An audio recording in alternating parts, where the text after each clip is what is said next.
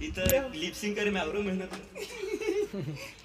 नमस्ते, प्रणाम आप सबके भाई। मैं उदय उत्तम यादव और बहुत ही अच्छे रिकॉर्डिंग और सिंगिंग भी करते हैं, बहुत ज़बरदस्त। दिलवर जी आप लोग ढेर सारा प्यार आशीर्वाद देते रहिए। बहुत ही जल्द बहुत ही मेरे बड़े भैया के बहुत धमाल सॉन्ग आने वाला है, बहुत बड़ा धमाल सॉन्ग आने वाला है। बट आप लोग इसी तरह प्यार दुलार आशीर्वाद दें। और अभी तो मैं बता नहीं सकता हूँ क्योंकि बट अब सब कुछ जानते हैं आप क्या आजकल समय चल रहा है कि नहीं चल रहा है, तो इसलिए हम नहीं बता सकते। बट पर बहुत बड़ा धमाल लेकर आने वाले हैं भैया जी मार्केट में।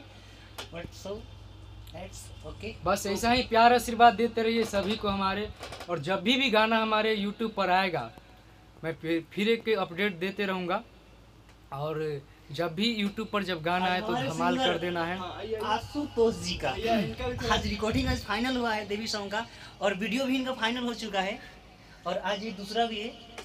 बट इसी तरफ आप लोग आशीर्वाद बनाए रखिए। एक लफ्ज गाइए, गुनगुनाइए। आइल नहमी दशहरा के दिन हो, बात महानो तू धर जनी जिद हो।